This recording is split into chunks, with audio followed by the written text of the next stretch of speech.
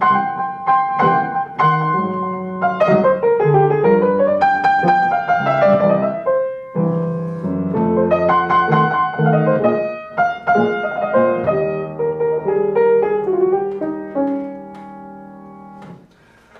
is a blues not a blues?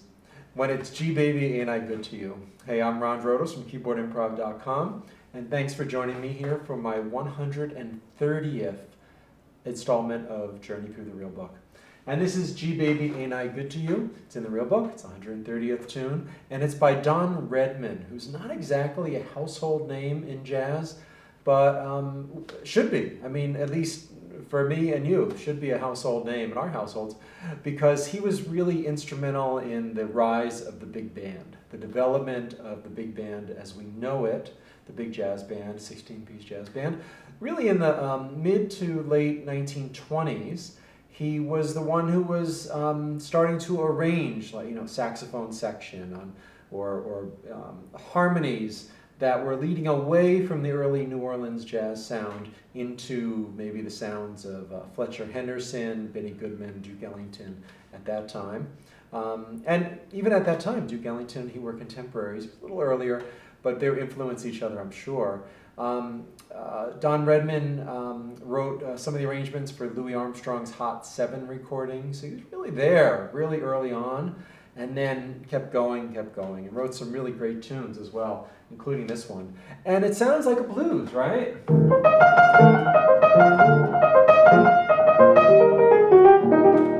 can really improvise all our blues things over it, but it's not. It's AABA, but it's a little unusual. When we think of AABA as a classic song form, we tend to think 32 measures, 8, 8, 8, 8, where the third 8 measures is the bridge, like I Got Rhythm, or Somewhere Over the Rainbow, and many, many, many tunes in the Real Book, Prelude to a Kiss.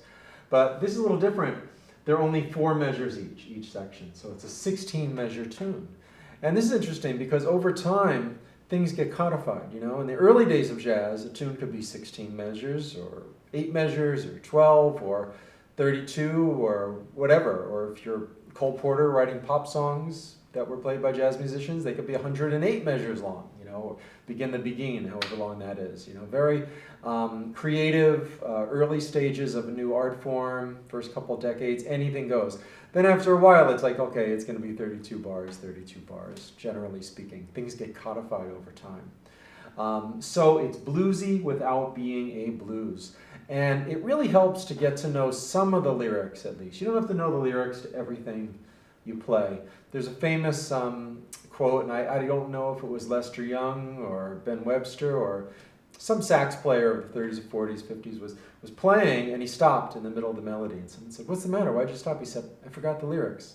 But he was playing instrumental, These songs were known. This is a song from the late 20s, and people were singing it. Billie Holiday did it. Nat King Cole did it. It was on the radio. You'd hear it in clubs all the time.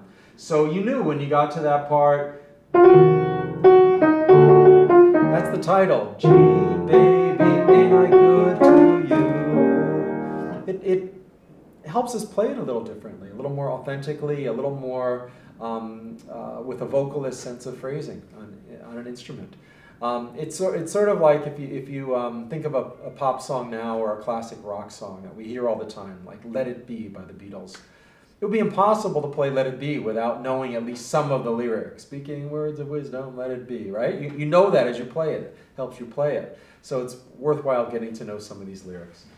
And when we're playing it, lyrics or not, we can approach these tunes in so many different ways. That's one of the reasons why I'm making this video series, to show some of these. Yes, it has blues written all over it, but at the same time, it could be very tender.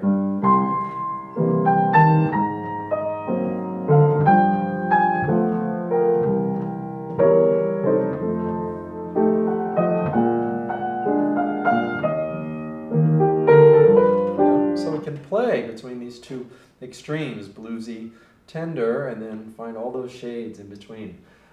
Just one little thing at the end, it's E flat 6 for 2 measures, or 2 beats rather, and then it says A flat 7, G7. I don't know anybody who plays that. I've just always seen it E flat and then G7, which is the 5 of C, getting us back to C to start the tune. If you like it, play it, but I don't think I'm going to do it because I've never played it like that. I've never heard anybody who did it, and I didn't compare it with the original, so I don't know. They just might have put it in because it sounds, very jazzy, go down by half step like that. I'll let you make your own creative choices in that case. So here we go. Let's see where this takes us.